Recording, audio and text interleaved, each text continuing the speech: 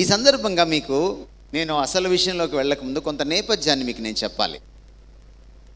చాలామందికి తెలియని విషయం ఏమిటంటే, భారతదేశానికి స్వాతంత్ర్యం రావడానికి, స్వాతంత్ర్య సంగ్రామానికి పునాదులు వేసింది, ఊపిరి పోసింది, అనేక రకాలుగా తోడ్పడింది క్రైస్తవం.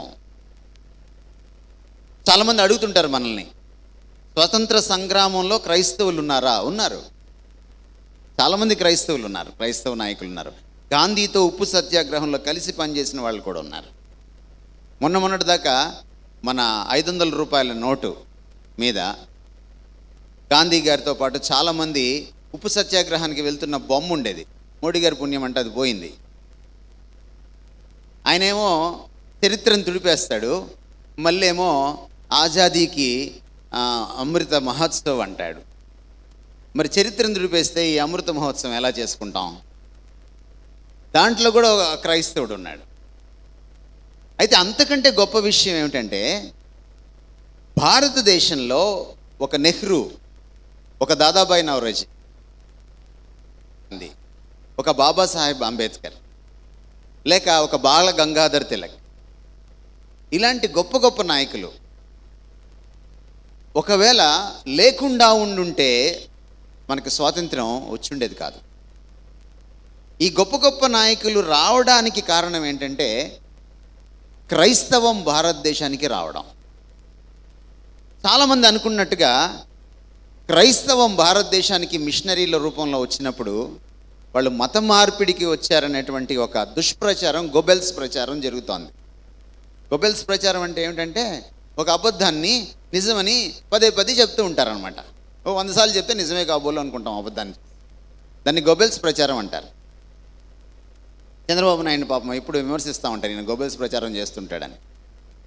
ఈ మధ్య మతోన్మాదులు కూడా ఈ మధ్య దాదాపుగా ఒక 2 దశాబ్దాల నుంచి ఈ గోబెల్స్ ప్రచారం చేస్తున్నారు. గత దశాబ్దంలో ఇది బాగా ఎక్కువైంది. అందుకని మీకు కొన్ని వాస్తవాలు తెలియాలి. ఈస్ట్ ఇండియా కంపెనీ భారతదేశానికి రావడానికి, ఇక్కడ ఉన్నటువంటి వనరుల్ని దోచుకోవడానికి బ్రిటిష్ వాళ్ళది అది ఈస్ట్ ఇండియా కంపెనీ. మనందరికీ తెలుసు. 1600 సంవత్సరం డిసెంబర్ 31న ఏర్పడింది. అంటే 1600 సంవత్సరాల నుంచి, లేకపోతే 1601 సంవత్సరం నుంచి కనీసం మన దేశాన్ని వాళ్ళు కబ్జా చేసి దోచుకుంటూ ఉన్నారు. వారితో పాటు డచ్ వారు, పోర్చుగీస్ వారు కూడా వచ్చారు. మన దేశాన్ని దోచుకుంటూనే ఉన్నారు. ఎందుకంటే ఇది వనరుల సంపద, అద్భుతమైన సుసంపన్నమైన దేశం ఇది. అయితే ఎవరు తిరుగుబాటు చేయలే. ఆశ్చర్యం ఏమిటంటే ఎవరు తిరుగుబాటు చేయలే. బహుశా ఒక కారణం ఏంటంటే, భారతదేశంలో తిరుగుబాటు చేయకపోవడానికి కారణం బ్రిటిష్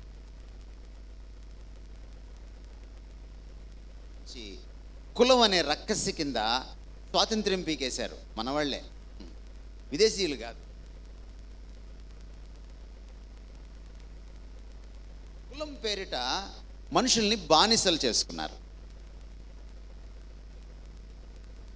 తిరుగుబాటు జరగలేదు. 1600లో బ్రిటిష్ వాడు వస్తే తిరుగుబాటు ఎప్పుడు జరిగిందో తెలుసా? 1857లో జరిగింది. ఎన్ని సంవత్సరాలు?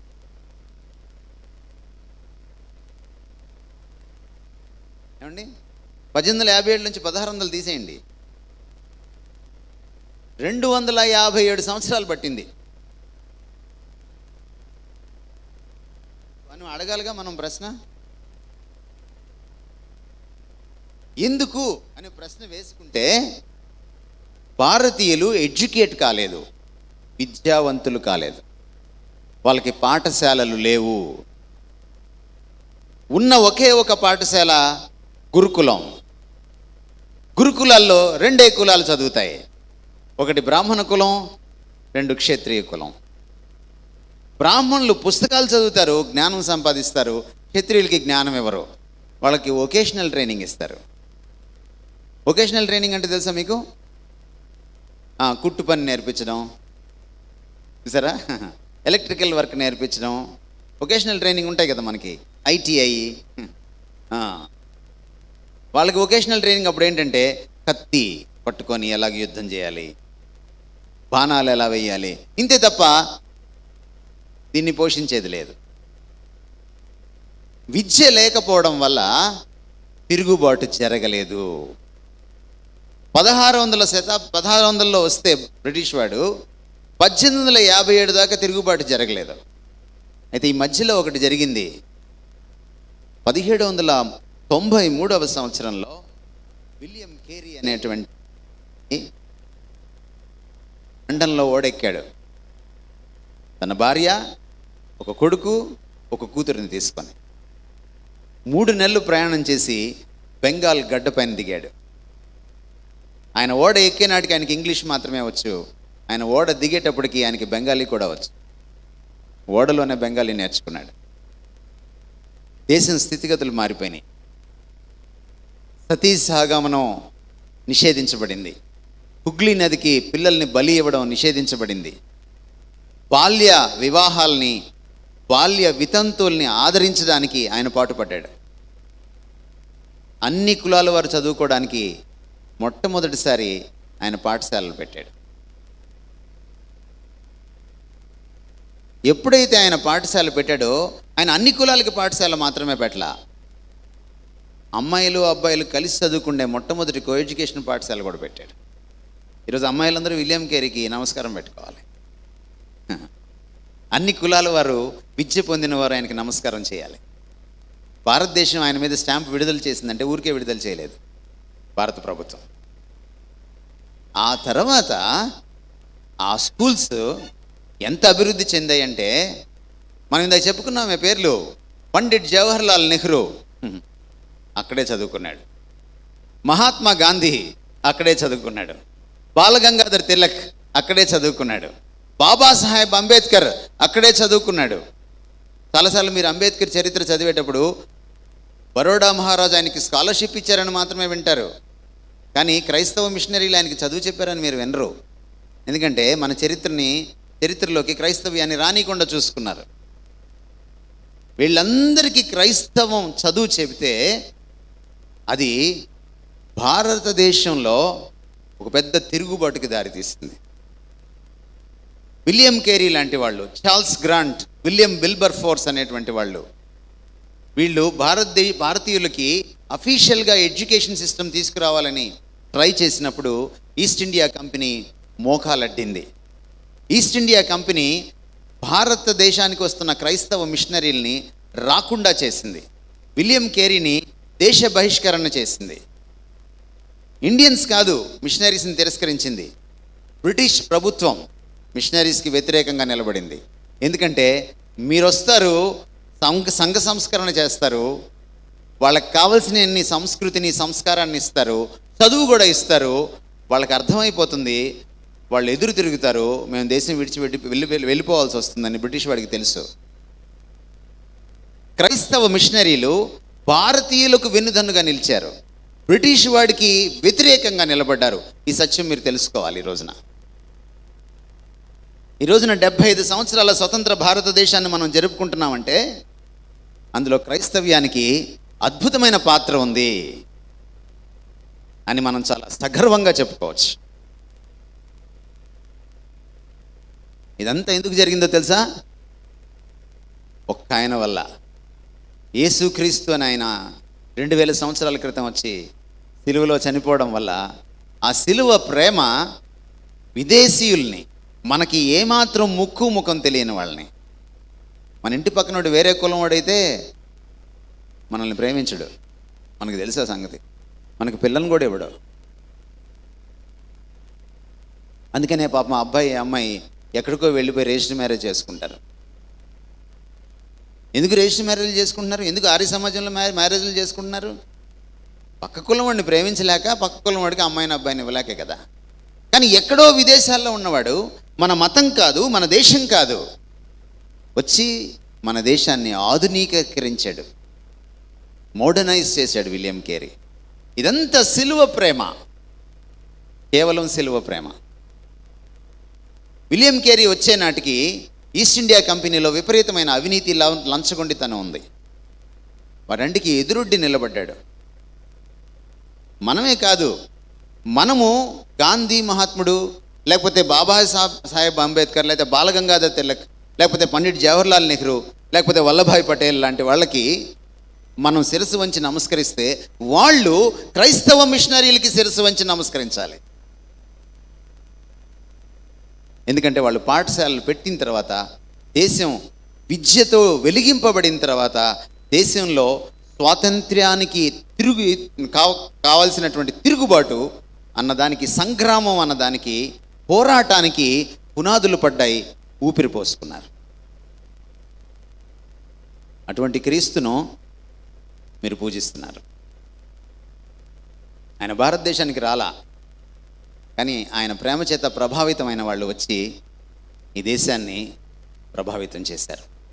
ఈరోజు ఇక్కడ కూర్చున్నటువంటి క్రైస్తవ యువతను నేను అడుగుతున్నాను, క్రీస్తు నీ జీవితాన్ని నువ్వు ప్రభావితం చేయడానికి ఒప్పుకుంటే తప్పకుండా రేపు దేశానికి నువ్వు అద్భుతమైనటువంటి ఒక కానుక అవుతావు, ఒక బ్లెస్సింగ్ అవుతావు, ఒక ఆశీర్వచనం అవుతావు.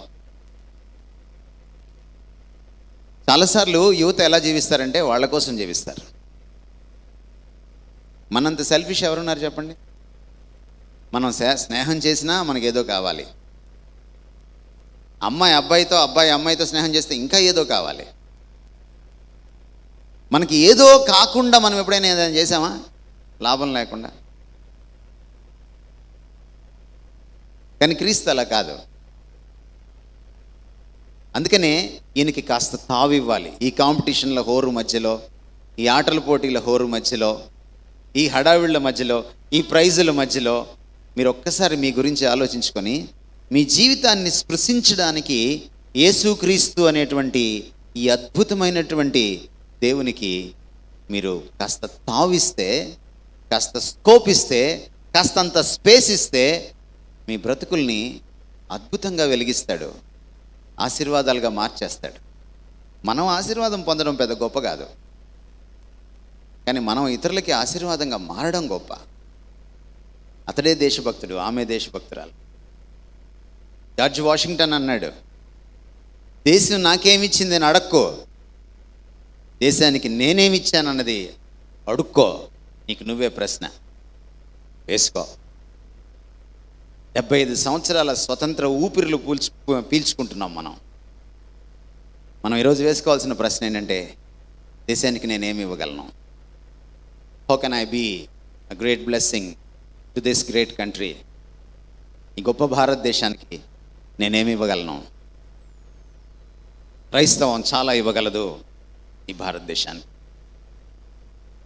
ఈ ఇంట్రడక్షన్ తోటి నేను స్వేచ్ఛ గురించి మాట్లాడడానికి పూనుకుంటున్నాను.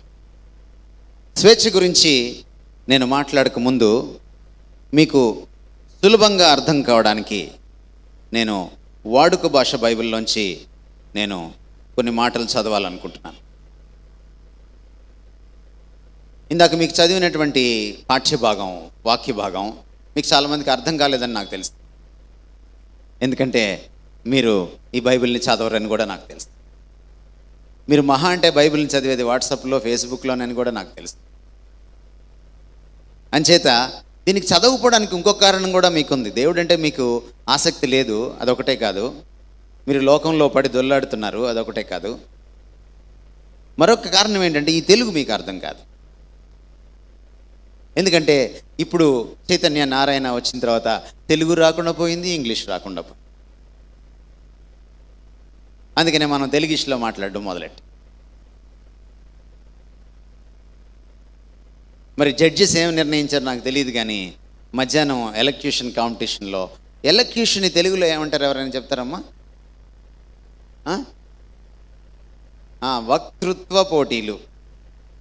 ఒక 10 సార్లు 20 సార్లు రిపీట్ చేసి చెప్పగలరా గడగడ?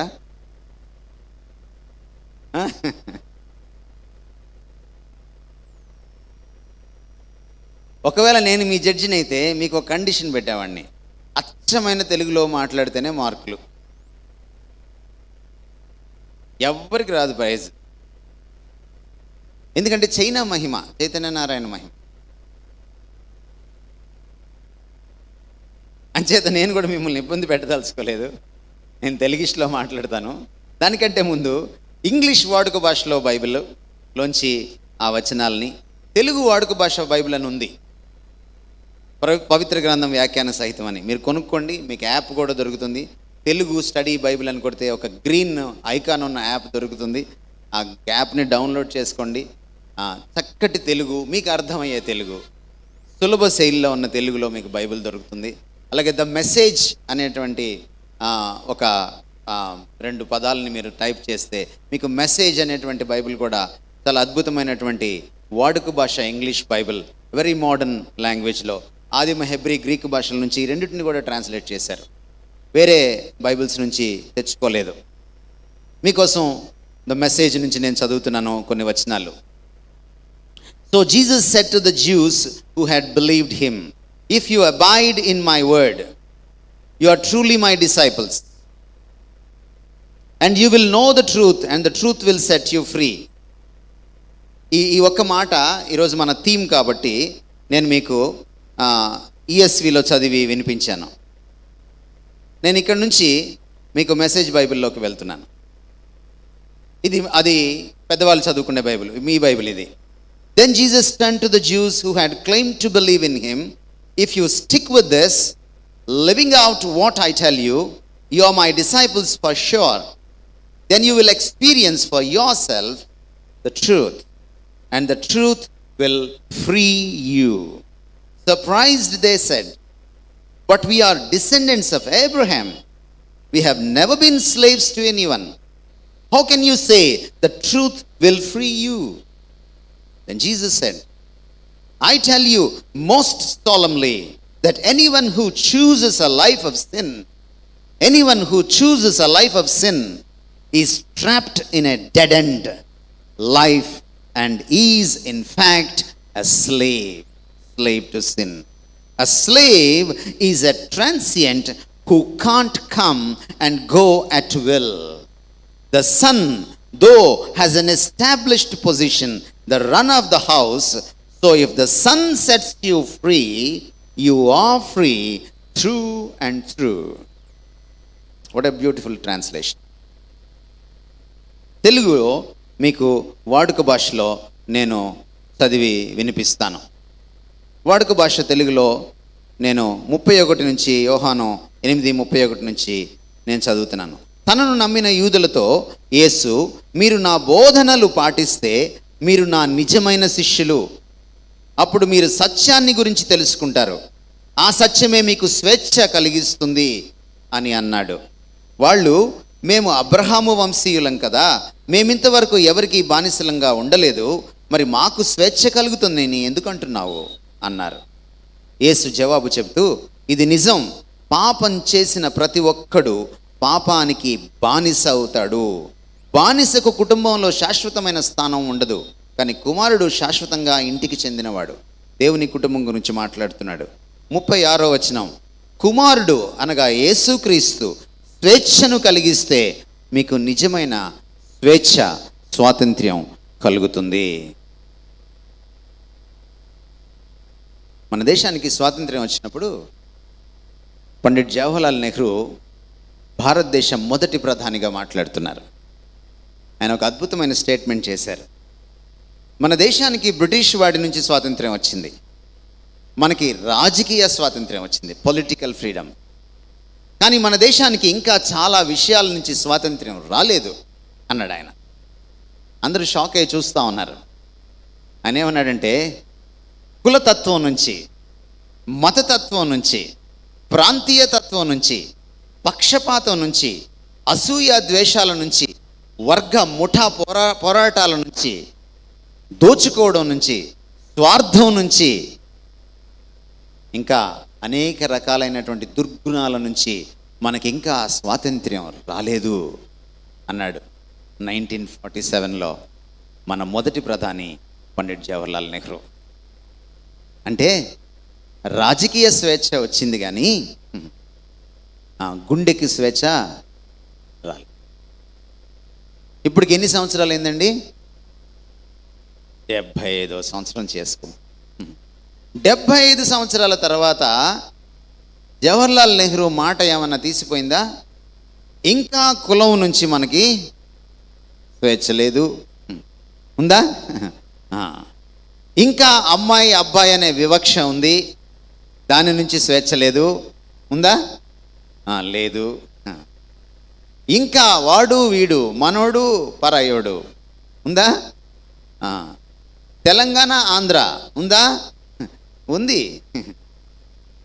ఆ మతం ఈ మతం ఉందా? ఉంది.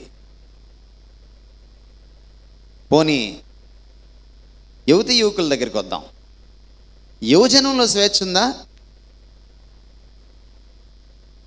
డ్రగ్స్ నుంచి స్వేచ్ఛ, మందు కొట్టడం నుంచి స్వేచ్ఛ, దమ్ము పేల్చడం నుంచి స్వేచ్ఛ, అడిక్షన్స్ నుంచి స్వేచ్ఛ, రకరకాల అడిక్షన్స్ నుంచి, బూతు బొమ్మలు చూడకుండా ఉండలేని బానిసత్వం నుంచి స్వేచ్ఛ ఉందా? అబద్ధాలు ఆడకుండా ఉండడం నుంచి స్వేచ్ఛ ఉందా? అంతెందుకు, ఉదయాన్నే వేకున మీరే అల్లారం పెట్టుకొని లేవగలిగిన స్వేచ్ఛ ఉందా? మీరే అల్లారం పెట్టుకొని, అమ్మ నాన్న పెట్టిన అల్లారం కాదు, వార్డెన్ పెట్టిన అల్లారం కాదు, తమరే అల్లారం పెట్టుకొని తమరే టైం ఫిక్స్ చేసుకొని రాత్రి పడుకుంటారు కదా. తమరే టైంకి తమరే అల్లారం మోగినప్పుడు లేసే స్వేచ్ఛ ఉందా? లేదు. అండ్ వీఆర్ సెలబ్రేటింగ్ ఏంటి? స్వాతంత్ర్యం. థ్యాంక్ గాడ్ దేశానికి స్వాతంత్ర్యం వచ్చింది బ్రిటిష్ వాడి రక్కసి కోరల నుంచి.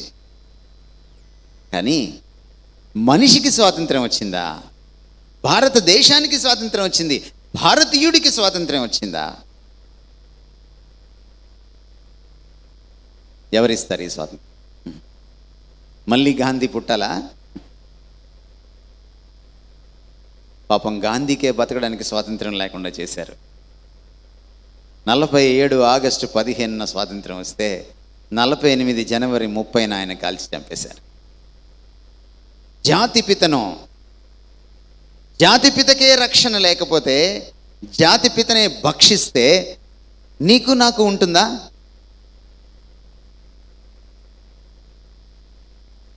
అభద్రత నుంచి స్వేచ్ఛ ఉందా? భయం నుంచి స్వేచ్ఛ ఉందా? నేరాల నుంచి స్వేచ్ఛ, దొంగతనాల నుంచి స్వేచ్ఛ, రేపుల నుంచి స్వేచ్ఛ దొరికిందా? పెరిగిందా? ఉన్న స్వేచ్ఛ కూడా పోయింది. అందుకనే మనం కాసేపు ఈ ఆగస్టు 15 నాడు ఈ చర్చ్లో కూర్చొని దేవుడి గురించి ఆలోచించి తీరాలి. That's why in a youngster's life God is the most important and the most serious subject. మీరు ఫిజిక్స్, కెమిస్ట్రీ, బయాలజీ, లేకపోతే ఇంకేదో బీకామ్లో కామర్సు, ఈ బీకామ్లో ఫిజిక్స్ లేదులేండి, ఇలాంటివి మీరు ఏవేవో చదివి ఉంటారు. మీరు మెడిసిన్ అయితే అనాటమీయో, ఫిజియాలజీనో, ఏ బయోకెమిస్ట్రీనో, ఏ ఫార్మకాలజీయో చదివి ఉంటారు. మీరు ఇంజనీరింగ్ అయితే ఏ థర్మోడైనమిక్స్ లాంటి సబ్జెక్ట్స్ మీరు చదివి ఉంటారు. కానీ అన్నిటికంటే ఇంపార్టెంట్ సబ్జెక్ట్ జీవితంలో ఏంటంటే మీ ప్రేమ సబ్జెక్ట్ కంటే కూడా ఇది దేవుడు అనే సబ్జెక్ట్. అందుకనే యూనివర్సిటీలు పుట్టినప్పుడు పాశ్చాత్య దేశాల్లో థియాలజీని ఏమన్నారంటే క్వీన్ ఆఫ్ సైన్సెస్ అన్నారు. సైన్స్ డిపార్ట్మెంట్కే అది మహారాణి అన్నారు థియాలజీని.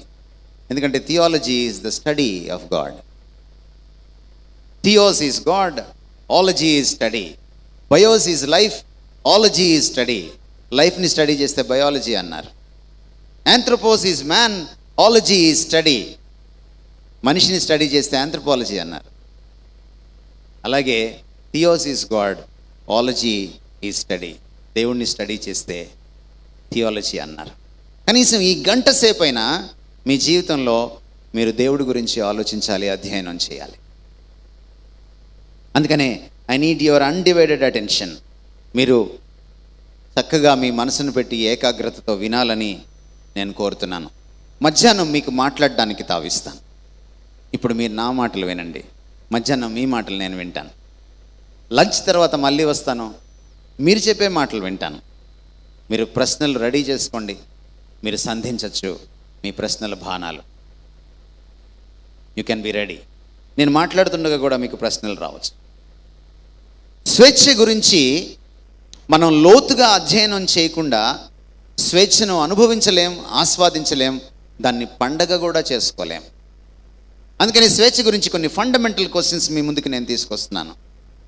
What from is freedom and what for is freedom? What from is freedom and what for is freedom and what is freedom? దేని నుంచి స్వేచ్ఛ, దేని కోసం స్వేచ్ఛ, అసలు స్వేచ్ఛ అంటే ఏంటి? ఈ మూడు చాలా ప్రాథమికమైన ప్రశ్నలు. దేని నుంచి స్వేచ్ఛ, దేనికోసం స్వేచ్ఛ, స్వేచ్ఛ అంటే ఏంటి? స్వాతంత్ర్యం సెలబ్రేట్ చేసుకునే వాళ్ళందరికీ మీరు ఇంటర్వ్యూ చేసి చూడండి. సడన్గా వెళ్ళి వాళ్ళకి ఒక తెల్ల పేపరు, వాళ్ళకి ఒక బాల్ పెన్ ఇచ్చి, నీకు 10 నిమిషాలు టైం ఇస్తాను, స్వేచ్ఛ అంటే ఏంటో 10 పంక్తుల్లో రాయము. రాయగలరా? చాలాసార్లు మనం ఏం చేస్తుంటామంటే, ముఖ్యంగా యువజనం, వాళ్ళు ఏం చేస్తున్నారో వాళ్ళకి తెలియకుండా చేస్తుంటారు. అదే యువత అంటే. ప్రేమ అంటే తెలీదు, ప్రేమలో పడతారు. స్వేచ్ఛ అంటే తెలీదు, స్వేచ్ఛను సెలబ్రేట్ చేసుకోవాలనుకుంటారు. అందుకని ఈ రోజున మనం ఆలోచన చేయాలి. మీకు కొన్ని ఫౌండేషనల్ ట్రూత్స్, కొన్ని పునాది సత్యాలని ఈరోజు మీకు తెలియచేయాలనుకుంటున్నాను. వీటిని మీరు అంగీకరించాలి వెంటనే అని నేను అనట్లేదు. మీకు భగవంతుడు మంచి తెలివితేటలు ఇచ్చాడు, మీరు చదువులో బాగా రాణిస్తున్నారు, మీకు చాలా లాజిక్ ఉంది. మీ టిక్టాక్లు చూస్తుంటే నాకు అర్థమవుతుంది మీకు చాలా మంచి లాజిక్ ఉంది. ఆ లాజిక్ ఏదో కాస్త మీరు జీవితాన్ని బాగు చేసుకోవడానికి, జీవితానికి కర్త అయిన దేవుణ్ణి అర్థం చేసుకోవడానికి, తత్ఫలితంగా మిమ్మల్ని, మీ జీవితాన్ని అర్థం చేసుకొని బాగు చేసుకోవడానికి మీరు వాడితే చాలా బాగుంటుంది. అంచేత విఘ్నులైనటువంటి విద్యార్థులు, చాలా తెలివి కలిగినటువంటి యువతి యువకులు ఇక్కడ కూర్చున్నారని నేను నమ్ముతున్నాను. ఎందుకంటే సోషల్ మీడియాలో మిమ్మల్ని చూసిన తర్వాత ఖచ్చితంగా మీకు చాలా మంచి బుర్ర ఉంది. కాబట్టి ఆ బుర్రను మీరేం చేస్తున్నారంటే వేరే దగ్గర అప్పిచ్చేశారు, అరువిచ్చేశారు. దాన్ని మళ్ళీ తెచ్చుకోండి. దాన్ని ఏ మహేష్ బాబుకో, ఏ పవన్ కళ్యాణ్కో ఇచ్చేశారు మీరు. ఏ త్రివిక్రమ్కో, ఏ వివి వినాయక్కో ఇచ్చేశారు మీరు. దాన్ని తెచ్చేసుకోండి వెనక్కి. కాసేపు బుర్ర పెట్టి ఆలోచన చేయండి. చేస్తే మీకు నేను చెప్పే విషయాలు అర్థమవుతాయి, ఖచ్చితంగా మీకు అర్థమవుతాయి. Number 1, freedom is the natural gift of God to human beings. స్వేచ్ఛ అనేది మనిషికి దేవుడు సహజ సిద్ధంగా ఇచ్చిన వరం, బహుమానం. మనం అడిగితే రాలా అది. భారతదేశానికి ఫ్రీడము మనం పోరాటం చేస్తే వచ్చింది.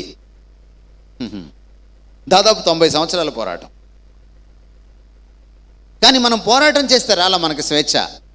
దేవుడు మనల్ని సహజ సిద్ధంగా స్వేచ్ఛనిచ్చి పుట్టించాడు. మీరు అనొచ్చు, దేవుడు ఏంటి సార్, ఈ రోజుల్లో దేవుడు ఏంటి, సైన్స్ ఇంత పరిధి వెళ్ళిన తర్వాత డార్విన్ చెప్పినట్టు మీరు కోతి నుంచి వచ్చుంటే మీకు అసలు స్వేచ్ఛ లేదు. ఎందుకంటే అంత DNA డిసైడ్ చేస్తే. మీకు ఇప్పుడు స్వేచ్ఛ ఉందా లేదా? ఇప్పుడు కావాలనుకుంటే ఇక్కడ నుంచి నడిచి వెళ్ళిపోవచ్చు. మీరు కావాలనుకుంటేనే ఇక్కడ కూర్చోవచ్చు. మీరు బట్టలు సెలెక్ట్ చేసుకునేటప్పుడు, పెళ్ళికి అమ్మాయిని సెలెక్ట్ చేసుకునేటప్పుడు మీకు స్వేచ్ఛ ఉందో లేదో తెలిసిపోతుంది. జంతువులు ఎప్పుడు కూడా మీలాగా పెళ్లి చూపులు పెట్టుకొని సెలెక్ట్ చేసుకో. ఎందుకంటే వాటికి PC ఎందుకు ఉండదంటే, పెళ్లి చూపు ఎందుకు ఉండవంటే వాటికి స్వేచ్ఛ లేదు. కానీ మీకుంది స్వేచ్ఛ. అందుకని మీ హెయిర్ స్టైల్లో మీ స్వేచ్ఛ కనపడుతుంది, మీరు చెప్పులు కొనుక్కొని వేసుకోవడంలో మీ స్వేచ్ఛ కనపడుతుంది, మీ గోళ్ళకి రంగులు వేసుకోవడంలో మీ స్వేచ్ఛ కనపడుతుంది, మీరు అప్పుడప్పుడు ఘాట్లు పెట్టించుకున్నప్పుడు కూడా మీ స్వేచ్ఛ కనపడుతుంది, మీరు ప్యాంట్లు చొక్కాలు చించుకున్నప్పుడు కూడా మీ స్వేచ్ఛ కనపడుతుంది. ఇవన్నీ మీ స్వేచ్ఛకు తార్కాణాలే. ఎందుకు వచ్చిందంటే ఈ స్వేచ్ఛ? మీరు పుట్టుకతోటే స్వేచ్ఛా జీవులు, పుట్టుకతోటే. చిన్నప్పుడు పుట్టిన పాప, ఈ పసివాడిని తల్లి తండ్రి లాలించేటప్పుడు చూడండి, వీళ్ళని నిద్రపోనీడు వాడు, అంతా వాడిదే రాజ్యం. వీళ్ళు ఎప్పుడు నిద్రపోవాలో, వీళ్ళు ఎప్పుడు లేవాలో వాడు నిర్ణయిస్తాడు. పుట్టిన దగ్గర నుంచి స్వేచ్ఛ జీవులమే మనం. ఎక్కడి నుంచి వచ్చింది ఇది? డార్విన్ చెప్పింది నిజమైతే మనం స్వేచ్ఛా జీవులం కాదు. మనం ఆల్రెడీ ప్రోగ్రామ్ చేయబడ్డాం. We are programs, not persons. But thank God, దేవుడు మనల్ని పర్సన్స్గా చేశాడు, ప్రోగ్రామ్స్గా చేయలేదు. దేవుడు మనల్ని ప్రోగ్రామ్స్గా చేసి ఉండుంటే ఆయన ఒక సింటాక్స్ రాసి ఉండేవాడు, మనం ఎట్లా చెప్తే అట్లా ఆడాలి. ఈరోజు మీరు దేవునికి వ్యతిరేకంగా కూడా ప్రవర్తిస్తున్నారంటే మీకు దేవుణ్ణి వ్యతిరేకంగా ఉండగలిగేంత స్వేచ్ఛ దేవుడే మీకు ఇచ్చాడు. ఎంత స్వేచ్ఛ ఇచ్చాడో మీరు ఒకసారి ఆలోచన చేయండి. గిఫ్ట్ ఇచ్చినోడికి మనం ఎలా ఉండాలి ఏమండి? గిఫ్ట్ ఇచ్చినోడికి ఎలా ఉండాలి? మన స్పందన ఎలా ఉండాలి? You need to be grateful. మీరు కృతజ్ఞత కలిగి ఉండాలి. నా దగ్గర ఒక 30-40 వేల ఖరీదు చేసే సెల్ ఉంది. ఇది నేను మీకు గిఫ్ట్గా ఇచ్చేసి వెళ్ళిపోయాను అనుకోండి, మీరు చాలా హ్యాపీగా ఫీల్ అవుతారు. కానీ ఆజాద్గా ఈ అమృత మహోత్సవ్లో మన చర్చికి నరేంద్ర మోడీ గారు వచ్చి ఇంత గొప్ప గిఫ్ట్ మీకు ఇవ్వకపోయినా ఒక చిన్న బాల్ పెన్ను మీకు గిఫ్ట్గా ఇచ్చి వెళ్ళిపోయారు అనుకోండి, రెండిట్లో ఏది విలువైంది? నా 40,000 సెల్ ఫోనా, ఆ 10 రూపాయల బాల్ పెన్నా? మీరు చెప్పాలి. బాల్ పెన్నే. ఎందుకంటే ఇచ్చింది ఎవరు? దేశ ప్రధానమంత్రి. గిఫ్ట్కి విలువ ఎప్పుడు తెలుసా? ఇచ్చినోడిని బట్టి, గిఫ్ట్ని బట్టి కాదు. గిఫ్ట్ గొప్పతనం ఇచ్చినోళ్ళలో ఉంటుంది. స్వేచ్ఛ నీకు దేవుడు వరంగా ఇస్తే, అది దేవుడు ఇచ్చుంటే అది చాలా చాలా ప్రశస్తమైందన్నమాట. ఎందుకంటే సాక్షాత్తు దేవుడే ఇచ్చాడు. ఇలాంటి ప్రధానమంత్రులను చాలామందిని గద్దెని ఎక్కించేవాడు, దించేవాడు కూడా ఆయనే. That is God. నిన్ను తల్లి గర్భంలో రూపించినవాడు ఆయనే. నీకు ఇలాంటి ముఖ కవలికలు, ఇలాంటి ఒడ్డు పొడుగు, ఇలాంటి విగ్రహాన్ని, పర్సనాలిటీని ఇచ్చినవాడు కూడా ఆయనే. చాలా గిఫ్ట్లు ఇచ్చాడు నీకు. ఆ గిఫ్ట్లో ఒక అద్భుతమైన గిఫ్ట్ ఏంటంటే, ఒక అపురూపమైన గిఫ్ట్ ఏంటంటే, ఒక ప్రశస్తమైన గిఫ్ట్ ఏంటంటే స్వేచ్ఛ. ఆ స్వేచ్ఛ లేకపోతే నువ్వు దేవుణ్ణి కూడా ప్రశ్నించలేవు. అంటే దేవుణ్ణి ప్రశ్నించాలన్నా, దేవుణ్ణి తిట్టాలన్నా, దేవుణ్ణి ఎదిరించాలన్నా ముందు దేవుడిచ్చిన స్వేచ్ఛే వాడాలి. అది గమ్మత్తు. దేవుడు ఎంత మంచివాడంటే తానిచ్చిన స్వేచ్ఛతో నువ్వు తననే తిడుతూ ఉంటే ఆయన ఓర్చుకుంటూ ఉంటాడు. నీ దగ్గర నుంచి ఆ స్వేచ్ఛను లాక్కోడు. మీరు చూశారు కదా, మొన్న కంటికి కనిపించని చిన్న పురుగుజాలను మనల్ని చంపేయడానికి దేవుడు పంపించాలండి. చిన్న పురుగుచాలు.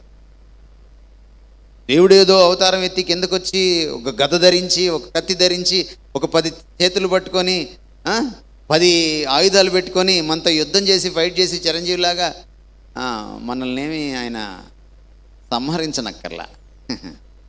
దేవుడు మనల్ని సంహరించాలంటే చిన్న కరోనా చాలు, పెద్ద కరోడా అక్కర్లా దానికి. ఆ కరోనా ముందు ఎంత కరోడా అయినా కూలిపోవాల్సిందే. మరి ఆ దేవుడు నీకు గిఫ్ట్ ఇస్తే నీ స్పందన ఏమిటి? ఎందుకు దేవుడు మనకి స్వేచ్ఛను గిఫ్ట్ ఇచ్చాడని నేను చెప్తున్నానంటే, బైబిల్ని మీరు చదివినప్పుడు మొదటి పేజీలో ఒక అద్భుతమైన మాట మీ గురించి రాయబడింది. మీరు ఎప్పుడైనా అద్దం ముందు నించొని నేనెవరు అని అడుక్కున్నారా?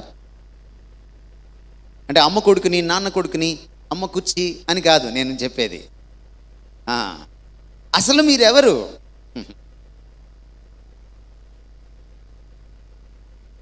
బైబిల్ మొదటి పేజీలోనే చెప్తుంది, మీరు నా స్వరూపం అంటున్నాడు దేవుడు. మీరు అప్పుడప్పుడు అనుకుంటారు నేను అమ్మలా ఉన్నాను, నాన్నలాగా ఉన్నాను. కాదు, మీరందరూ దేవుళ్ళలా ఉన్నారు. You are God's image. దేవుని పోలికలో మీకేమొచ్చిందో తెలుసా? సృజనాత్మకత వచ్చింది. ఎందుకంటే ఆయనకి సృజనాత్మకత ఉంది. ఆయనకున్నంత క్రియేటివిటీ ఎవరికి లేదు. మీ దగ్గర సెల్ ఫోన్స్ ఉంటాయి కదా, మీరు సెల్ఫీలు తీసుకుంటారు కదా. మీకు చిన్న హోంవర్క్ ఇస్తాను నేను.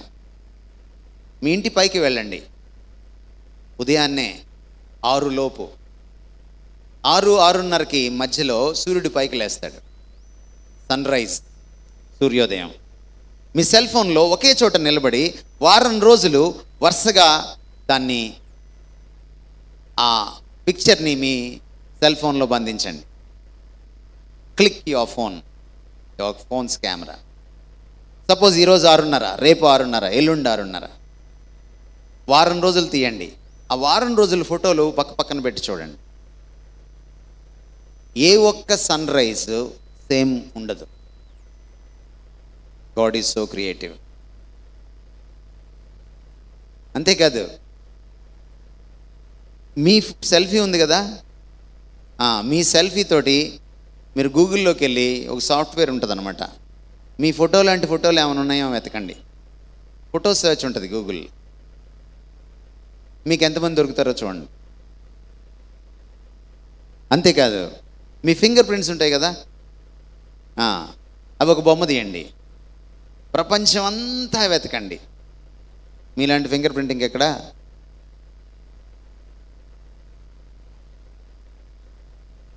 దేవుడి లక్షణాలని మనలో ఉంచాడన్నమాట. అదే పోలిక అంటే. అలాంటి లక్షణాల్లో మంచితనం ఉంది, అలాంటి లక్షణాల్లో ప్రేమ ఉంది, అలాంటి లక్షణాల్లో సంబంధం ఏర్పరచుకోవడం ఉంది, అలాంటి లక్షణాల్లో తెలివితేటలు, వివేకము, వివేచన ఉంది, అలాంటి లక్షణాల్లో ఊహించే పటిమ ఉంది, అలాంటి లక్షణాల్లో విశ్లేషణాత్మకమైనది పటిమ ఉంది, అలాంటి లక్షణాల్లో లాజికాలిటీ ఉంది, హేతుబద్ధత ఉంది. అలాంటి లక్షణమే స్వేచ్ఛ. దేవుడు ఒక ఫ్రీ బీయింగ్. ఆయన చెయ్యి పట్టి ఎవడు ఇది చేయకూడదు అని చెప్పలేడు. ఆయనకి ఎవడు చెవిలో రికమెండ్ చేయలేడు నువ్వు ఇదే చెయ్యాలి అని. He is totally, infinitely, absolutely free. తన పోలికలో నేను చేసుకున్నప్పుడు నీకు ఆ ఫ్రీడమ్ వచ్చింది. Freedom is a part and parcel of the image of God which is given to you as a gift out of the love of God. దేవుడు తన ప్రేమ చేత నిన్ను ప్రేమించి నీకు ఒక వరంగా తన పోలికనిచ్చి నేను సృష్టించినప్పుడు అందులో అంతర్భాగంగా ఉంది స్వేచ్ఛ. అందుకనే స్వేచ్ఛ దేవుడిచ్చిన వరం. దాన్ని మీరు ఎలా ఉపయోగిస్తారో మీ ఇష్టం. మోడీ గారు మీకు ఒక మంచి పెన్ను పైన ఆటోగ్రాఫ్ చేసి ఇచ్చారనుకోండి, ఆ పెన్నుతోటే ఆయనకి వ్యతిరేకంగా ఉత్తరం రాశారనుకోండి, మిమ్మల్ని ఏమనాలి? తప్పు కదా. దేవుడిచ్చిన స్వేచ్ఛను దేవునికి వ్యతిరేకంగా వాడడం కూడా అంతే. నా రెండో విషయం, freedom is the ability to do good rather than the right to do whatever we please to do. చాలాసార్లు స్వేచ్ఛను మనం ఏమనుకుంటామంటే నా జన్మ హక్కు, స్వాతంత్ర్యం నా జన్మ హక్కు. జన్మించినప్పుడు హక్కులు ఎలా వస్తాయి? గిఫ్ట్ లేకుండా. దేవుడు నీలో ఇంట్రిన్సిక్గా, నిబిడీకృతంగా, అంతర్లీనంగా స్వేచ్ఛను పెట్టి తల్లి గర్భం నుంచి నిన్ను బయటికి తెస్తేనే నీకు జన్మ హక్కు అవుతుంది. అది స్వేచ్ఛ హక్కే, కాదనట్లేదు. స్వాతంత్ర్యం నా జన్మ హక్కు. కానీ ఇక్కడ ఒక విషయం మనం గమనించాల్సింది ఏంటంటే, స్వాతంత్ర్యం ఒక సామర్థ్యం, ఎంచుకుండే సామర్థ్యం, ఎంపిక చేసుకుండే సామర్థ్యం.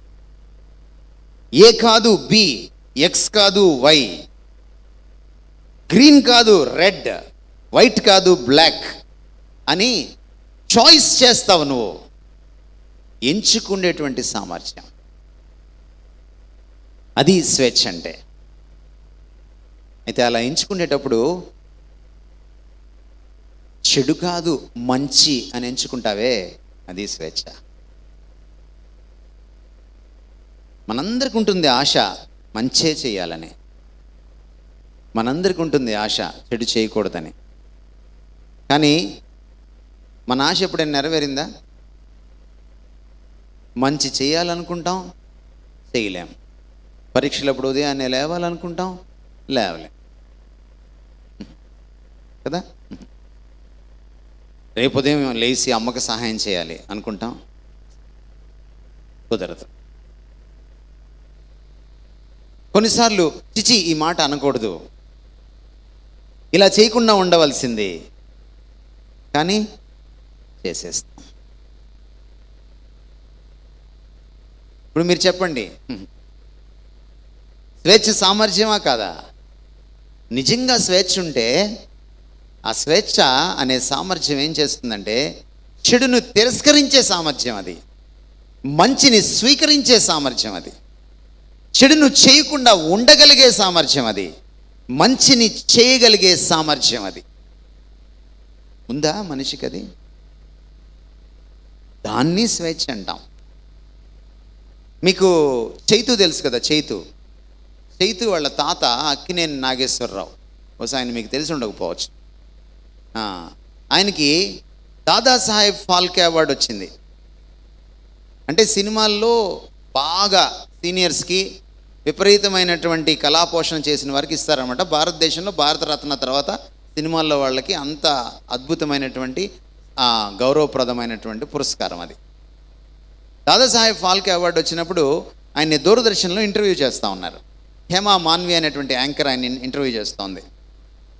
ఆమె ఒక ప్రశ్న అడిగింది, సార్ మీరు గతంలో చాలా మంచి సినిమాలు తీశారు, సుడిగుండాలు ఉదాహరణకి, కానీ ఇప్పుడు ఎందుకు సార్ మీరు సినిమాలు తీయడం మానేశారు, నటిస్తున్నారు తర్వాత తప్ప మీరు నిర్మాతగా ఎందుకు ఉండట్లేదు అని అడిగింది ఆ అమ్మాయి.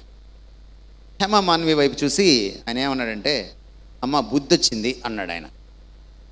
అదేంటి సార్ సినిమా ఫీల్డ్లో ఉండి సినిమాలు ఎందుకు తీయట్లేదు సార్ అంటే బుద్ధి వచ్చింది అంటున్నారు అని అంది అమ్మాయి ఆశ్చర్యపోయి. అప్పుడు ఆయన అన్నాడు, అమ్మ నేను సినిమాలు తీసేవాడిని అమ్మా, నిజమే, సినిమాల ద్వారా ఏదో చేద్దాం అనుకున్నాను సమాజానికి. ప్రతి సినిమాలో మంచి ఉంటుంది చెడు ఉంటుందమ్మా, కానీ మనిషి ఉన్నాడే వాడు చెడు మాత్రమే నేర్చుకుంటాడమ్మా అన్నాడు. సత్యమేనా కాదా ఇది? సినిమాలు చూసి మంచి నేర్చుకున్న వాళ్ళు ఎంతమంది, చెడు నేర్చుకున్న వాళ్ళు ఎంతమంది?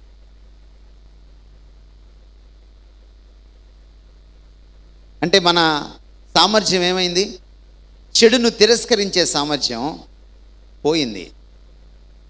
వి లాస్ దట్ ఎబిలిటీ. మంచిని చేయగలిగే సామర్థ్యం పోయింది. వి లాస్ దట్ ఎబిలిటీ.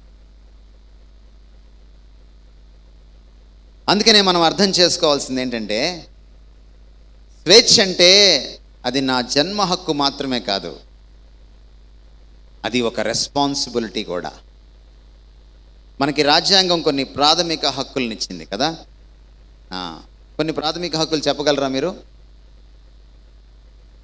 స్వేచ్ఛగా మాట్లాడే హక్కు కదా, స్వేచ్ఛగా దేశంలో ఎక్కడికైనా వెళ్ళే హక్కు, స్వేచ్ఛగా ఆరాధన చేసుకునే హక్కు, నీకు నచ్చిన దేవుడికి పూజ చేసుకునే హక్కు. ఇలా కొన్ని హక్కులు ఉన్నాయి మనకి, ప్రాథమిక హక్కులు. పక్కన ఏం రాసి ఉంటుంది తెలుసా రాజ్యాంగంలో? నీ ప్రాథమిక హక్కుని పక్కన వాడి హక్కుని హరించకుండా, వాడి స్వాతంత్ర్యాన్ని పాడు చేయకుండా నువ్వు వాడుకోవాలి. అంటే పక్కనే ఏముంది? హక్కు పక్కనే బాధ్యత. ఈరోజు యంగ్స్టర్స్ అందరికీ చెప్తున్నాను, దేవుడు మీకు స్వేచ్ఛని ఇచ్చాడు అంటే ఖచ్చితంగా మీకు ఒక బాధ్యత కూడా ఉంది. స్వేచ్ఛ కేవలం హక్కే కాదు. నా ఇష్టం అని రామ్ గోపాల్ వర్మ లాగా ఉండడానికి కుదరదు.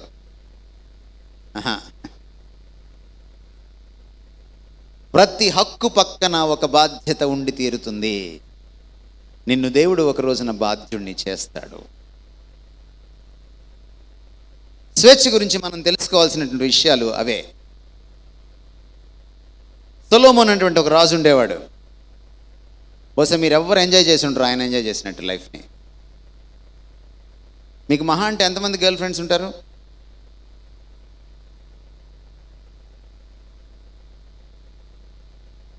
ఆయనకి భార్యలు గర్ల్ ఫ్రెండ్స్ కలిపి 1000 మంది. ఇంతవరకు రికార్డ్ ఇంకా బ్రేక్ అవ్వలేదు. దాదాపు 1000 సంవత్సరాలు అయిపోయింది. ఈ సొలొమోను యువతి యువకుల కోసం అచ్చంగా ఓ పుస్తకం రాశాడు. దాన్నే ప్రసంగి గ్రంథం అంటాం.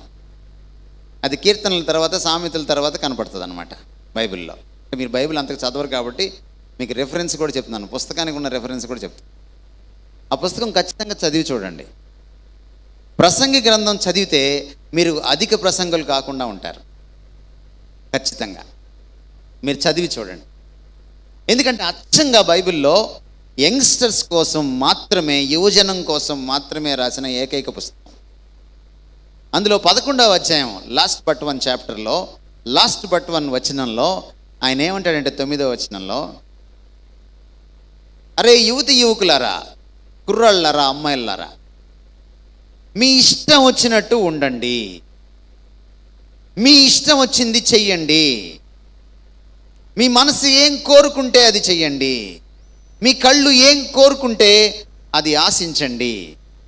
ఒక మాటలో చెప్పాలంటే మీరు రామ్ గోపాల్ వర్మ లాగా ఉండండి. కానీ అన్నాడు అప్పుడు, కానీ ఒక రోజు వస్తుందిరా, ఆ రోజు నీ జీవితం గురించి, నీ స్వేచ్ఛ గురించి, నీ పనుల గురించి, నీ ఆలోచనల గురించి నువ్వు దేవుడికి లెక్క అప్పచెప్పాలి. స్వేచ్ఛ జన్మ హక్కు అయితే స్వేచ్ఛతో పాటు ఒక బాధ్యత కూడా ఉంటుంది. You must give an account back to God. ఎందుకంటే life is a gift, your personality is a gift of God and your freedom is a gift.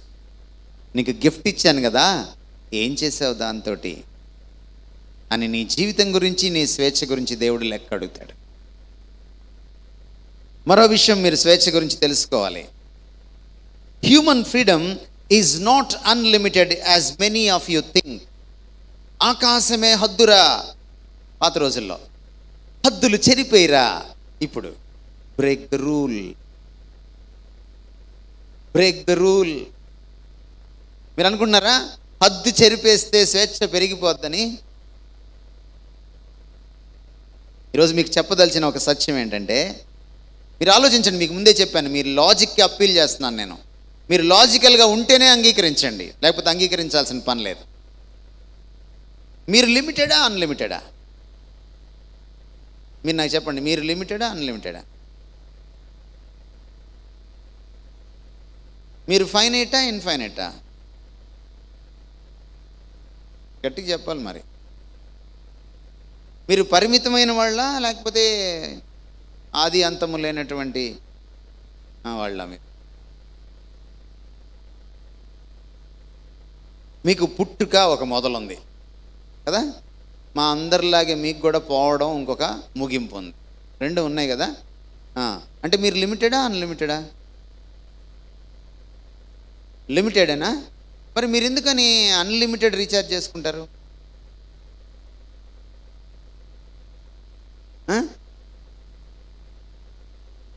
మీకు తెలుసా, అన్లిమిటెడ్ రీఛార్జ్ లోపలికి వెళ్ళి చూడండి, 25 సంవత్సరాలు ఇస్తాడు వాడు.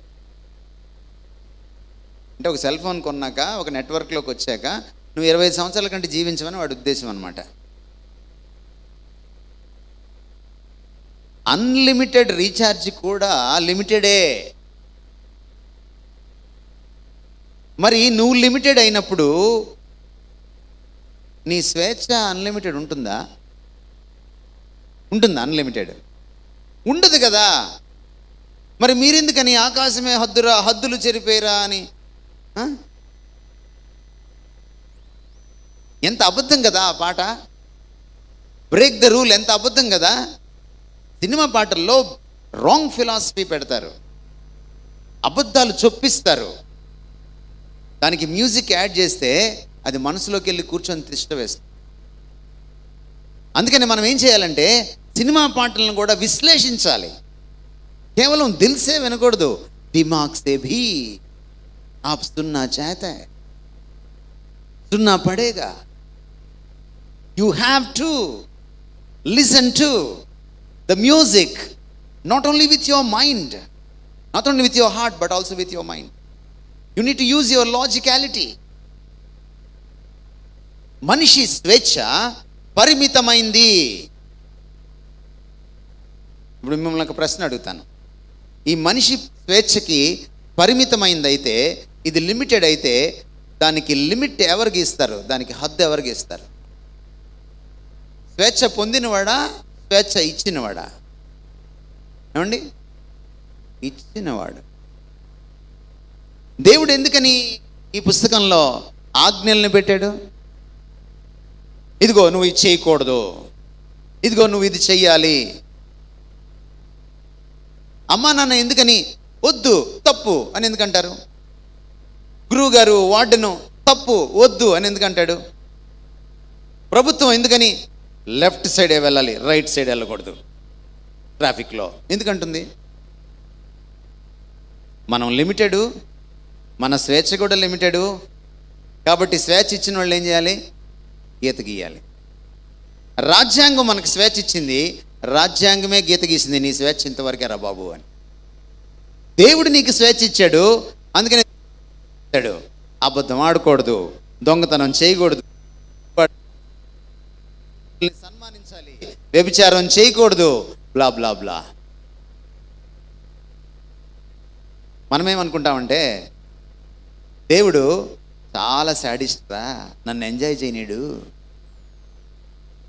అసలు నన్ను సృష్టించడం దేనికి, నేను ఎంజాయ్ చేస్తుంటే జుట్టు పట్టుకొని వెనక్కి లాక్కొస్తాడు, నేను చాలా శాడిస్ట్ రా అని మనం అనుకుంటాం. ఎందుకంటే మనం శాడిస్టులు కాబట్టి ఆయన కూడా శాడిస్ట్ లాగే కనపడతాడు మనకి. మన శాడిస్ట్ కలద్దాలు కదా, శాడిస్ట్ కలద్దాల నుంచి దేవుడిని చూస్తే ఆయన శాడిస్ట్ లాగే ఉంటాడు. ఒక లిమిటెడ్ హ్యూమన్ బీయింగ్ స్వేచ్ఛని అన్లిమిటెడ్గా చేసుకోవడానికి పోతాడు. అది ప్రాబ్లం. మీకు చిన్న ఎగ్జాంపుల్ చెప్తాను. ఒక 100 కేజీల బియ్యం బస్తాలో 200 కేజీల బియ్యం వేసి కుక్కండి, ఏమవుతుంది? ఏమండి? ఇంకా మంచి ఎగ్జాంపుల్ చెప్పనా? మీ వేస్ట్ 36 అనుకోండి, మీరు 32 వాడి ప్యాంట్ వేసుకున్నారనుకోండి, మీ నడుము 36 అయ్యా, 32 వాడి ప్యాంట్ వేసుకున్నారు మీరు, ఏమవుతుంది?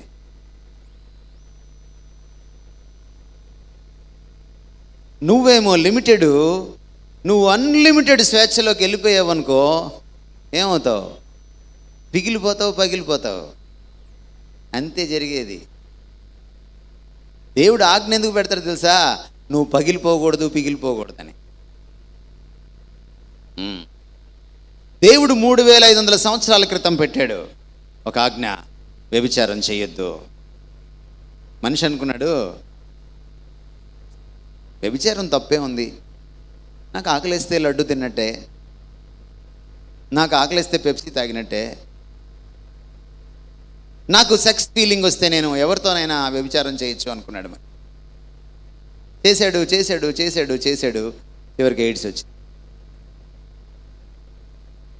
ఇప్పుడు మీరు ఏ డాక్టర్నైనా అడగండి, ఎయిడ్స్ ఎలా వచ్చిందో చెప్తాడు తను కనుక, కాబట్టి కానీ ఎందుకు వచ్చాడో చెప్పలేడు కూడా. రీసెంట్గా లేటెస్ట్గా ఒక షాకింగ్ న్యూస్ వచ్చింది తెలుసా మీకు? ఇంటర్నేషనల్గా. మీరు న్యూస్ చూడరు కాబట్టి చెప్తున్నాను మీకు. బ్రేకింగ్ న్యూస్ అంటే ఏంటంటే పీకే 4వ భార్య ఎవరు, అది మీకు బ్రేకింగ్ న్యూస్.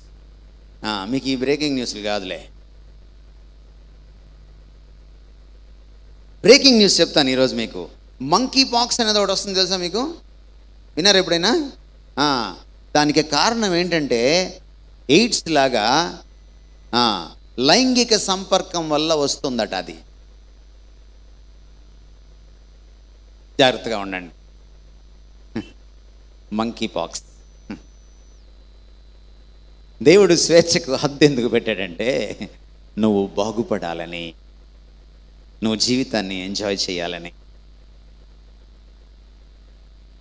సొలొమోన్ రాజు ఈ హద్దులన్నీ దాటి వెళ్ళిపోయాడు, జీవితాన్ని నాశనం చేసుకున్నాడు. జీవితమే కాదు, ఆయన చనిపోయాక దేశం కూడా నాశనం అయిపోయింది. ఎందుకంటే దేవుడు గీసిన ప్రతి గీతను దాటి బయటకు వెళ్ళాడు సొలొమోను. అందుకని చనిపోకముందు యువకుల కోసం ప్రసంగి గ్రంథం రాశాడు. నాలాగా మీరుండద్దు, స్వేచ్ఛను దుర్వినియోగం చేసుకోవద్దు, స్వేచ్ఛను విచ్చలవిడిగా వాడద్దు. మీరు ఒకటే చేయాలి, మీ బాల్య దినములందు మీరు ఇంకా యువకులుగా ఉండగానే దేవుణ్ణి తలచుకోండి, దేవుణ్ణి పూజించండి, దేవుడు చెప్పు చేతల్లోకి రండి, ఆయన ఆజ్ఞల్ని పాటించండి. లేకపోతే మీరు నాలాగా చెడిపోతారు. నేను చెడిపోవడమే కాకుండా నా యావత్ దేశాన్ని నేను పాడు చేస్తాను. సొలొమోను చనిపోయిన తర్వాత దేశం 2 ముక్కలైంది. సొలొమోను చనిపోయిన తర్వాత చాలామంది రాజులు వచ్చారు, కానీ ఈ 2 ముక్కల దేశాన్ని ఇతర రాజులు ఆక్రమించారు. యూదుల్ని చెరపట్టుకొని జంతువుల్లాగా తీసుకొని వెళ్ళిపోయారు. జాగ్రత్త, స్వేచ్ఛను దుర్వినియోగం చేస్తే నిన్ను మాత్రమే నాశనం చేసుకో, నీ కుటుంబాన్ని, నీ దేశాన్ని కూడా నువ్వు నాశనం చేస్తావు. బాధ్యతాయుతంగా మనము ఆలోచన చేయాలి. స్వేచ్ఛ గురించి మరొక సత్యం, పునాది సత్యం మీకు చెప్పాలి ఈ రోజున.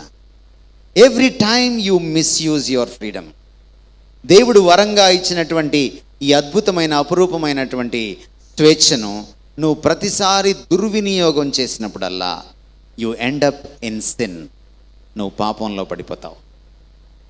పాపం అంటే ఏం లేదు, దేవుడికి ఇష్టం లేని పని చేయడమే. పాపం అంటే ఏం లేదు, దేవునికి వ్యతిరేకంగా తిరుగుబాటు చేయడమే. పాపం అంటే ఏం లేదు, దేవుడు చెయ్యొద్దన్న పనిని చేయడం, చేయమన్న పనిని చేయకుండా ఉండడం. You end up in sin. మీరు పాపం లేదు, గీపం లేదని మీరు అనుకోవచ్చు, కానీ పాపం నుంచి మీరు తప్పించుకోలేరు. ఈరోజు ప్రతి మనిషి పాపానికి బానిస. ప్రతి మనిషి, మతంతో సంబంధం లేదు. బైబిల్ ఒకటే చెప్పట్లేదు మనం పాపానికి దాసులమని. మీరు హిందూ మత గ్రంథాలు చదవండి, పాపానికి దాసులు. గొప్ప గొప్ప మహానుభావులు పురాణాల్లో చదవండి, పాపానికి దాసులు. అందుకే మను అన్నాడు, మను ధర్మశాస్త్రం 2వ అధ్యాయంలో, పాపోహం పాపకర్మాహం, నా లోపలి మనిషి పాప పంకిలం అయిపోయింది, పాపం చేత పట్టబడింది. అందుకనే నేను పాపపు పనులు చేస్తున్నాను. పాపాత్మ పాప సంభవ, నా ఆత్మ పాప పంకిలం అయిపోయింది. నేను పాపంలో పుట్టాను, అందుకనే పాపం నా జీవితంలో సంభవిస్తూనే ఉంది, జరుగుతూనే ఉంది. అయ్యా దేవా, ఎవరు రక్షిస్తారు నన్ను? త్రాహిమాం కృపయా దేవా, శరణాగత వత్సలే, నీ శరణు జొచ్చాను, అన్యదా శరణం నాస్తి. ఎందుకంటే నువ్వు ఒక్కడవే పాపరహితుడివి. యేసుక్రీస్తు వారు ఇందాక చదివినటువంటి వాక్య భాగంలో కూడా మీకు నేను స్వేచ్ఛని ఇస్తానంటే యూదులు ఆయన్ని తిట్టిపోశారు. నువ్వేంటి మాకు స్వేచ్ఛనివ్వడం ఏంటి? ఏం మాట్లాడుతున్నావు నువ్వు? మేమెవరనుకున్నాం? మేము అబ్రహాం సంతానం. అప్పుడు యేసు ప్రభు చిద్విలాసంగా నవ్వి ఒక మాట అన్నాడు, అరే బాబు, నువ్వు అబ్రహాం సంతానం కావచ్చు, నువ్వు నోవాహ సంతానం కావచ్చు, నువ్వు ఎవరి సంతానమైనా కావచ్చు, నువ్వెంత మొనగాడివైనా పాపానికి దాసుడివే. పాపం చేసే ప్రతివాడు పాపానికి దాసుడే. మళ్ళీ జవహర్లాల్ నెహ్రూ దగ్గరికి వెళ్దాం.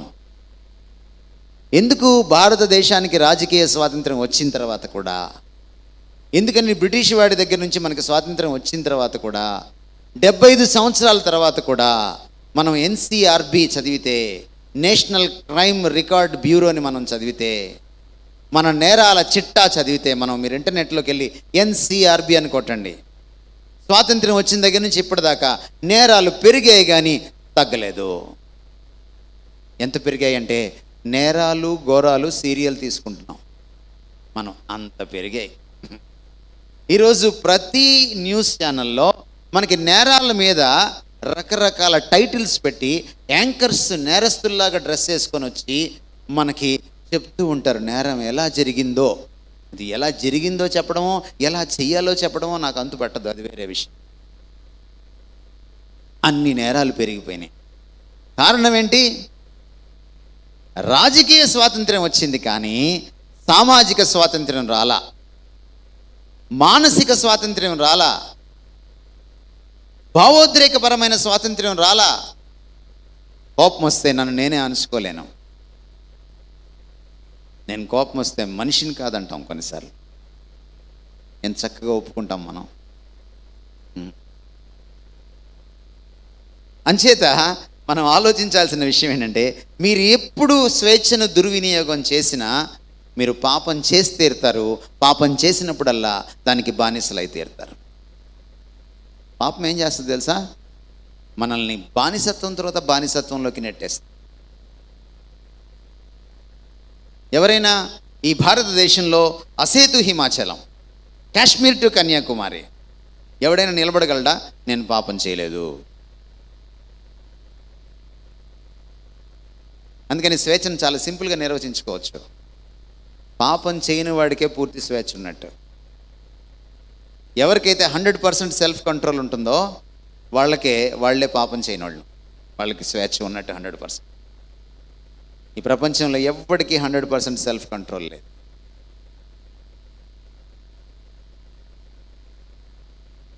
మీరు ఖురాన్ చదివితే ఖురాన్లో రకరకాల మహానుభావులు కనపడతారు, మొహమ్మద్ గారితో సహా. కానీ ఒకే ఒక మహానుభావుడు దగ్గరికి వచ్చేటప్పటికి సూరా 19:19 హోలీ, పాపము లేనివాడు అని రాయబడింది. అది యేసుక్రీస్తు గురించి. There is only one and only ఈ ప్రపంచం మొత్తంలో, దట్ ఈస్ జీసస్ క్రైస్ట్. బహుశా గాంధీ, నెహ్రూ, వల్లభాయ్ పటేల్, బాలగంగాధర్ తిలక్ మనకి రాజకీయ స్వాతంత్ర్య భిక్ష పెట్టుండొచ్చు. కానీ మన జీవితాల్ని, మన హృదయాల్ని, మనల్ని, మన ఆత్మల్ని, మనల్ని పూర్తిగా స్వేచ్ఛను ఇచ్చేవాళ్ళు, ఈ భయంకరమైనటువంటి లక్షణాల నుంచి, దుర్లక్షణాల నుంచి విడిపించేవాడు ఒక క్రీస్తు మాత్రమే. గమనించండి, నిన్ను నువ్వు జయించుకున్న నాడే నువ్వు ప్రపంచాన్ని జయిస్తావు. నిన్ను నువ్వు జయించుకోవడమే సెల్ఫ్ కంట్రోల్. సెల్ఫ్ కంట్రోల్ 100% ఉండడమే స్వేచ్ఛ. మనకి పాపం ఉండడం వల్లనే మనకి సెల్ఫ్ కంట్రోల్ లేదు. ఈ ప్రపంచంలో తన్ను తాను జయించుకున్నవాడు, ప్రపంచాన్ని జయించినవాడు, అపవాదిని జయించినవాడు, పాపాన్ని జయించినవాడు, చివరికి మరణాన్ని కూడా జయించినవాడు యేసుక్రీస్తు ఒక్కడే. ఎందుకని చాలామంది మహాత్ములు కూడా మరణాన్ని జయించలేకపోయారు. వాళ్ళ సమాధులు ఈరోజు మన మధ్యన ఉన్నాయి, అవి తెరవడానికి వీల్లేదు. అంతేకాదు, కొంతమంది మహాసమాధిలోకి వెళ్ళారు, కొంతమంది సజీవ సమాధిలోకి వెళ్ళారు, కానీ సమాధి లేకుండా లేదు. కానీ యేసుక్రీస్తు సమాధిని గెలిచి లేచాడు. ఈ పుస్తకం ఏం చెప్తుందంటే, మరణం అనేది ఎలా వచ్చిందంటే ఈ భూమి మీదకి మనిషి పాపం చేయడం వల్లే. మరణాన్ని గెలిచినవాడే పాపాన్ని గెలిచినవాడు, పాపాన్ని గెలిచినవాడే పరిపూర్ణ స్వేచ్ఛ ఉన్నవాడు. అది క్రీస్తు ఒక్కడే. ఆయన ఒక్కడే మరణాన్ని గెలిచి, క్రీస్తు మరణాన్ని గెలిచిన తర్వాత ఆయన్ని తాకి చూచినటువంటి శిష్యుడు మన దేశానికి వచ్చాడు. చెన్నై పట్టణంలో, మైలాపురంలో ఆయన అస్థికలు ఇంకా ఉన్నాయి. బ్రిటిష్ వాడు అనేటువంటి ఒక బ్రిటన్ కంట్రీ లేకముందు, అమెరికా వాడు అనేటువంటి ఒక అమెరికన్ కంట్రీ లేకముందు, భారతదేశానికి క్రీస్తు శకం 52వ సంవత్సరంలోనే క్రీస్తు పరిచయం అయ్యాడు తోమా ద్వారా. యేసుక్రీస్తు మరణాన్ని గెలిచాడనడానికి ఇంతకంటే నిదర్శనం ఏం కావాలి మనకి? అందుకనే యేసుక్రీస్తు దగ్గరికి మనం రావాలి. ఆయన అంటున్నాడు అదే అధ్యాయంలో, నేను మిమ్మల్ని నిజంగా స్వతంత్రులుగా చేస్తే ఇంతకు మించిన స్వాతంత్ర్యం లేదు. మీరు వాస్తవంగా నిజంగా స్వతంత్రులు అయిపోయినట్టే. రాజకీయ స్వేచ్ఛకే మనం ఇంత సెలబ్రేట్ చేసుకుంటే, మనిషికి స్వేచ్ఛ వస్తే, మనసుకు స్వేచ్ఛ వస్తే, మనకి దుర్వ్యాపారాల నుంచి, దుర్వ్యసనాల నుంచి, ఎడిక్షన్స్ నుంచి, బలహీనతల నుంచి, భయాల నుంచి, ఒంటరితనం నుంచి, ప్రేమరాహిత్యం నుంచి, నేర ప్రవృత్తి నుంచి మనకి స్వేచ్ఛ వస్తే ఇంకెంత సెలబ్రేట్ చేసుకోవాలి మనం? రజనీష్ అన్నాడు, యువకుల్లారా జీవితాన్ని పండగ చేసుకోండి అని. సెలబ్రేట్ లైఫ్ అన్నాడు రజనీష్. ఆయన ఏమని ప్రబోధించాడంటే సెక్స్ ద్వారా మీరు లైఫ్ని సెలబ్రేట్ చేసుకోవచ్చు అన్నాడు. పాపం ఎయిడ్స్ వచ్చి చచ్చిపోయాడు సెలబ్రేట్ చేసుకోకుండానే. నిజంగా లైఫ్ని సెలబ్రేట్ చేసుకోవాలంటే నీకు పూర్తి స్వేచ్ఛ ఉండాలి. నీకు నిజంగా పూర్తి స్వేచ్ఛ ఉండాలంటే నీ జీవితంలో పాపం పోవాలి. నీ జీవితంలో పాపం పోవాలంటే నువ్వు యేసుక్రీస్తు, పాపరహితుడైన యేసుక్రీస్తు దగ్గరికి రావాలి. నువ్వు హిందూ అయి ఉండొచ్చు, ముస్లిం అయి ఉండొచ్చు, క్రిస్టియన్ అయి ఉండొచ్చు, నువ్వు నాస్తికుడు అయి ఉండొచ్చు, నువ్వు కమ్యూనిస్టు అయి ఉండొచ్చు, నువ్వు అంబేద్కర్ అభిమాని అయి ఉండొచ్చు, ఐ డోంట్ నో. బట్ అందరం కూడా పాపానికి దాసులమే. మనం ఆయన దగ్గరికి వచ్చినప్పుడే పాపాన్ని తొలగిస్తాడు.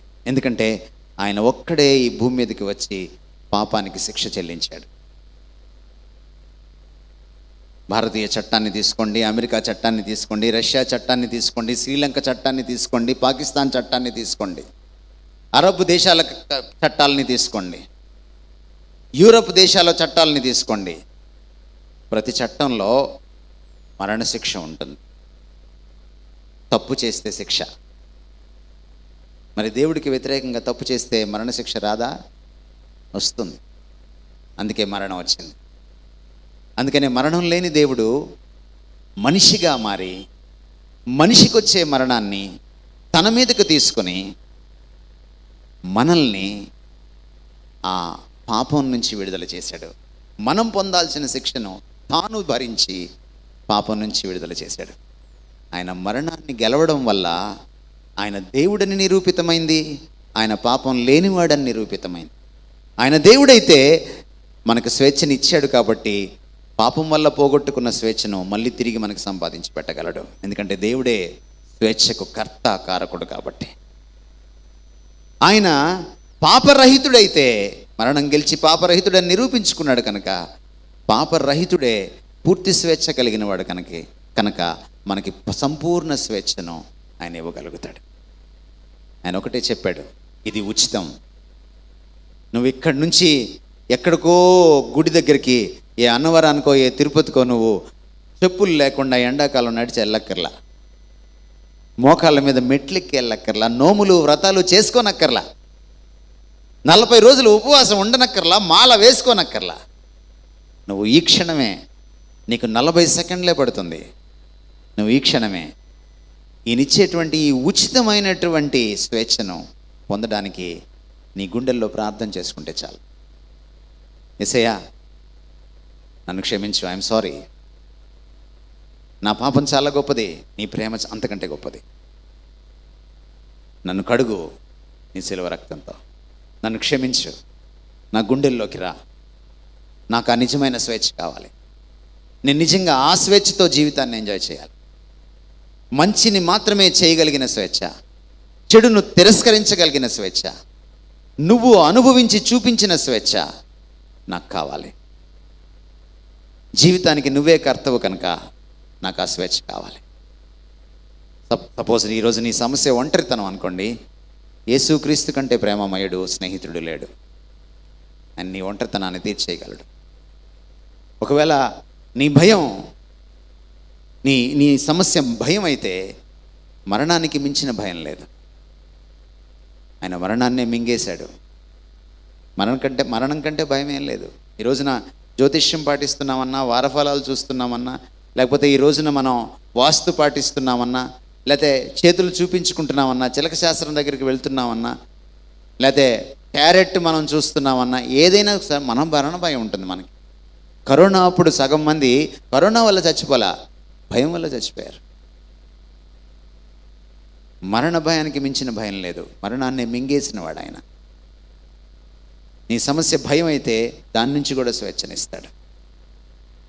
నీ సమస్య మరణమే అయితే, ఒకవేళ నాకు క్యాన్సర్ ఉండొచ్చు, నేను ఒక 6 నెలల్లో పోతాను అనుకోవచ్చు, డాక్టర్లు చెప్పి ఉండొచ్చు, క్రీస్తు నాలో ఉంటే నాకు దాని గురించి కూడా భయం లేదు. మొన్నే చావు బతుకుల దాకా వెళ్ళొచ్చాను, చావు అంచుల దాకా వెళ్ళొచ్చాను కరోనా వల్ల. నా భార్యను అడగండి, షీబా ఇక్కడే ఉంది, నేను భయపడ్డానేమో అడగండి. భయం లేదు. బతికితే ఆయన నన్ను బతికించగలిగిన సమర్థుడు కాబట్టి నన్ను మళ్ళీ నడిపిస్తాడు. నేను పోతే ఆయన దగ్గర మరుక్షణం ఉంటాను. నేను మళ్ళీ తిరిగి మరణాన్ని గెలిచి లేస్తాను ఆయన వచ్చినప్పుడు. మరణ భయం నుంచే కాదు, మరణము నుంచి కూడా మనకు స్వేచ్ఛనిచ్చే దేవుడు. మృత్యోర్మ అమృతంగమని అని ఆక్రోశించారు ముండకోపనిషత్తులో మన పూర్వీకులు. మృత్యువుతో పోరాడుతున్నాం, గెలవలేకపోతున్నాం. అమృతతుల్యమైనటువంటి జీవితాన్ని ప్రసాదించండి. అమృత మహోత్సవం చేసుకుంటున్నాం మనం ఈ రోజున. అమృత్ అంటే మృతము కానిది. 75 సంవత్సరాల తర్వాత ఇంకా మనల్ని స్వాతంత్ర్యం తర్వాత కూడా మరణ భయం పీడిస్తోందా? నిజమైన అమృత మహోత్సవం ఎవరివ్వగలరు? నిజమైన అమృత ఉత్సాహాన్ని, మహా ఉత్సవాన్ని మనలో ఎవడు నింపగలడు? క్రీస్తే. ఎందుకంటే ఆయన మరణాన్ని గెలిచాడు కనుక. మీరు తలలు వంచండి, నేను ఒక చిన్న ప్రార్థన చేస్తాను.